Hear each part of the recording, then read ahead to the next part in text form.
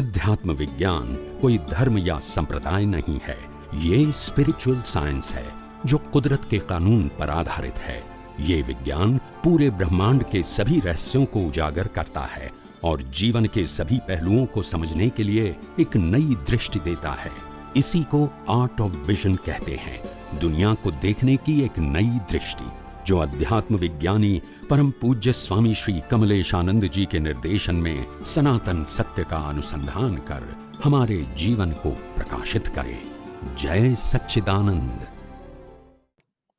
ये बुद्धि हमेशा लिमिटेड अथवा तो संक्षिप्त अथवा तो अपूर्ण अथवा तो लिमिटेड विजन वाली એટલા માટે કહેવામાં આવે છે કારણ કે સામાન્ય રીતે માણસો પોતાના જીવનની અંદર બધું વન વે જ વિચારે છે, ટુ વે વિચારતા જ નથી, બધું જ વન વે વિચારે અને માટે એને વાસ્તવિકતાનું ભાન થતું નથી।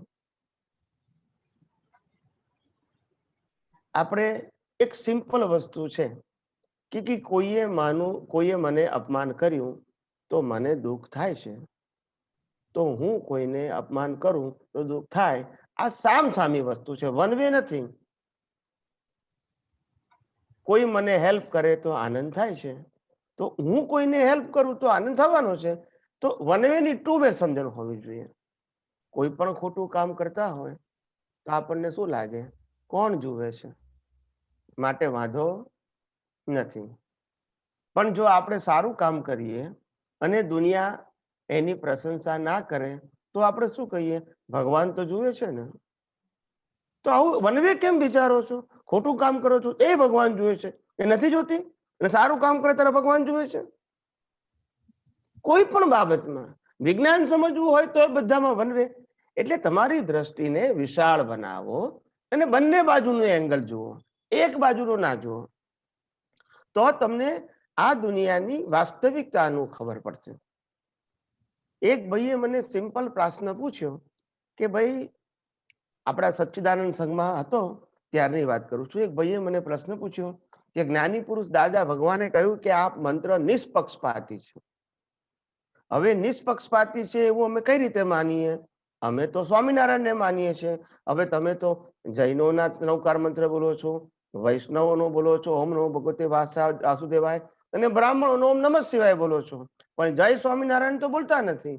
તો પછી નિષ્પક્ષપાતી કઈ રીતે કહેવાય? આવો મને એમને પ્રશ્ન પૂછ્યો। નિષ્પક્ષપાતીમાં તો બધું આવવું જોઈએ ને, એટલે આવો પ્રશ્ન પૂછે તો આપણી પાસે વિઝન હોવું જોઈએ। એ વખતે માથું ખંજવાળીએ તો ના ચાલે। માથું ત્યારે ખંજવાળવું પડે કે તમારી પાસે દ્રષ્ટિ જ નથી। હવે તમારે ખોલવું પડે છે કે શું જવાબ આપું, શું જવાબ આપું, એવું ના હોય। તમારા વિઝનમાં પહેલેથી ક્લિયર હોવું જોઈએ કે હું આ મંત્રને જો નિષ્પક્ષપાતી કહીશ તો પછી મારે જવાબ પણ પૂછે તો આપવો પડશે। માટે આ વસ્તુ મારે પહેલેથી વિચાર કરીને મારા વિઝનમાં ફિટ કરવી જોઈએ। અને ક્યાં તો મારે કેવું જોઈએ કે આ નિષ્પક્ષપાતી છે એવું બોલીએ છે પણ છે નહીં, આ આક્ષેપ કરી લો। જો જવાબ આપતા ના આવડે તો બે વાત નહીં કરવાની, નિષ્પક્ષપાતી કહેવાનું અને જવાબ એ ના આપી શકો એવું દુનિયામાં એક્સેપ્ટ નહીં કરે તમને। એટલે ભાઈને મેં આન્સર આપ્યો। આ બધી વાત તમને એટલા માટે કહું, તમને લોકોને ખબર પડે કે સાયન્ટિસ્ટ તરીકે આપણું વિઝન કેવું હોવું જોઈએ, એ આના ઉપરથી તમને ખબર પડશે। એટલે મેં કીધું તમારી વાત સાચી છે કે આ ત્રણ મંત્રને આધારે બાકીના બધા મંત્રો આવી જાય એવું આપણાથી કહેવાય નહીં। માટે નિષ્પક્ષપાતી મંત્ર ના કહેવાય, પણ ત્રણ ધર્મનો મંત્ર કહેવાય આપણાથી। પણ નિષ્પક્ષપાતી મંત્ર ત્યારે કહેવાય કે આખો ત્રિમંત્ર બોલ્યા પછી આપણે જે જય સચ્ચિદાનંદ બોલીએ છીએ એમાં દુનિયાના તમામ ધર્મો ગુરુઓને નમસ્કાર કરે છે। કેમ કે જય સચ્ચિદાનંદ એટલે જેની અંદર આત્મા છે તે બધા જ જીવોને, ભૂત ભવિષ્ય અને વર્તમાન કાળના બધા જીવોને મારા નમસ્કાર। એટલે જય સચ્ચિદાનંદમાં બાકી બધા જ નમસ્કાર આવી જાય છે। આ ત્રણ કીધા છે તે સિવાયના બાકીના બધા આમાં છે। પછી એમાં ક્રાઇસ્ટે આવી ગયા અને પૈગંબરે આવી ગયા। એટલે આવી રીતે આપણે જવાબ આપીએ તો પેલાને કંઈક કન્વિન્સ કરવાનું મન થાય, પણ તમે ત્રણ મંત્રને નિષ્પક્ષપાતી કહો તો ગાડરિયા પ્રવાહની જેમ જે તાલીઓ પાડવા વાળા છે તો એક્સેપ્ટ કરવાના છે, કારણ કે એ લોકોને તાલીઓ જ પાડવાની છે, પણ જે થિંકર પીપલ છે એક્સેપ્ટ નહીં કરે. એટલે એની માટે તમારી પાસે વિઝન હોવું જોઈએ, જે આપણી પાસે નથી હોતું એટલે પછી આપણે મૌન થઈ જઈએ છીએ, અથવા તો આપણી ખોટી વાતને આપણે સાચી સાબિત કરવા પ્રયત્ન કરીએ છીએ અનનેસેસરી, અને સામેવાળાને ગળે ઉતરતી નથી. આવી રીતે દરેક વસ્તુને તમે કોઈ પણ રીતે વિચારો. આજે આપણે આટલા બધા દિવસોથી કેટલા બધા લોકોએ અનેક વખત, ઓછામાં ઓછો 500,000 વખત આપણા સત્સંગમાં એક જ ટોપિક ચર્ચાયો છે કે પ્રતિક્રમણ કેમ નહીં કરવાનું, અથવા તો પ્રતિક્રમણ કરવું તો કઈ રીતે કરવું, અથવા તો જ્ઞાન લીધા પછીની જગ્યાએ પહેલાના દોષોનું પ્રતિક્રમણ કરવું કે નહીં, અથવા તો પ્રતિક્રમણ કરવું તો શેનું કરવું. ટૂંકમાં પ્રતિક્રમણ સબ્જેક્ટ ઉપર હજારો વખત પ્રશ્ન પૂછાયા, અને છતાંય બધાને, ઘણા બધા લોકોને આજે પણ કન્ફ્યુઝન હોઈ શકે કરવું કે ના કરવું એના માટે. એટલે કારણ કે તમે પ્રિન્સિપલ સમજતા નથી.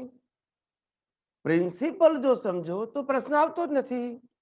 જે દિવસે તમે મન વચન કાયાની અવસ્થા માત્ર કુદરતી રચના છે એવું જ્યારથી તમે સૈદ્ધાંતિક રીતે સ્વીકારી લીધું છે, અને હું એનાથી સર્વથા મુક્ત એવો શુદ્ધાત્મા છું, આ વાત તમે સ્વીકારેલી છે, એમાં તમને કોઈ ડાઉટ કે કન્ફ્યુઝન નથી, તો પછી મન વચન કાયા દ્વારા થતી કોઈ પણ ક્રિયાને હું અતિક્રમણ કઈ રીતે કહી શકું?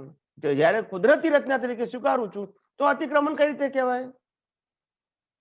કારણ કે મારા કંટ્રોલમાં હોય તો એમ કહેવાય કે મેં અતિક્રમણ કર્યું, પણ જયારે તમે કુદરતી રચના તરીકે સ્વીકાર્યું, મન વચન કાયાની અવસ્થા માત્ર કુદરતી રચના છે, તો પછી મેં અતિક્રમણ કર્યું એવું કઈ રીતે આવી શકે?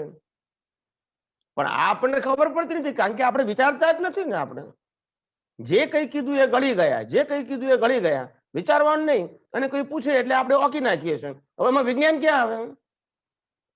વિજ્ઞાન એ વિચારકોનો વિષય છે. વિજ્ઞાન એ ગળી જઈને ઓકી જવાનો વિષય નથી, પણ આપણે ક્યારે એવું વિચારતા જ નથી, અને નથી વિચારતા માટે આટલા બધા પ્રશ્નો ઉભા થાય છે આપણને. એટલે આપણને ખબર પડવી જોઈએ કે ભાઈ મન વચન કાયા એ ભૂલ કરે છે, અને મન વચન કાયા માફી માંગે, એ મન વચન કાયાનો વિષય છે, એ કુદરતી રચનામાં જાય, એ પુરુષાર્થમાં ના જાય. આ બિલકુલ કોમન સેન્સની વાત છે, જો તમને સિદ્ધાંત વિજ્ઞાનનો સમજાયો હોય તો, અને ના સમજાયો હોય તો ગાડરિયા પ્રવાહ છે. એટલે કહેવાનો મતલબ, જ્યારે તમે વિજ્ઞાન સમજો ત્યારે તમારું વિઝન બ્રોડ હોવું જોઈએ.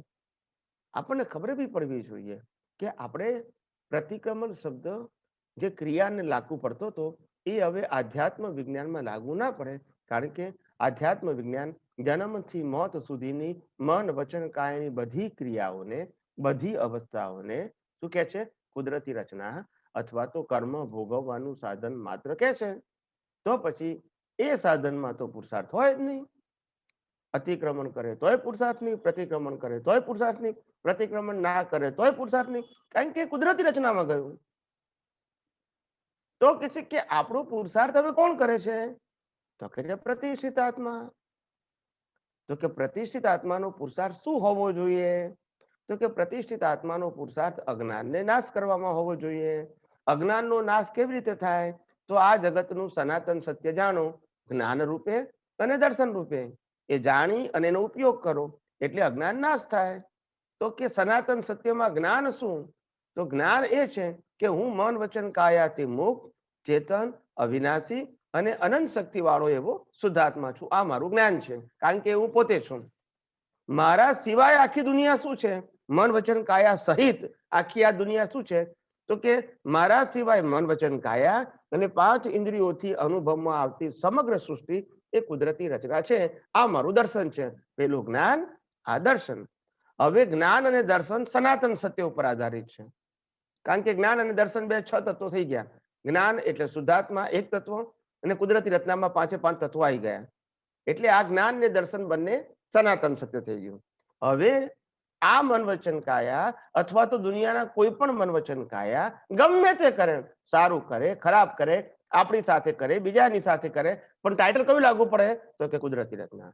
હવે જો કુદરતી રચના તમારા અને દુનિયાની કોઈ પણ વ્યક્તિના મન વચન કાયાને કુદરતી રચના ટાઇટલ લાગુ પડતું હોય તો અતિક્રમણ પ્રતિક્રમણ સામાયિક સબ્જેક્ટ પુરુષાર્થ રૂપે આવી શકે ના આવી શકે.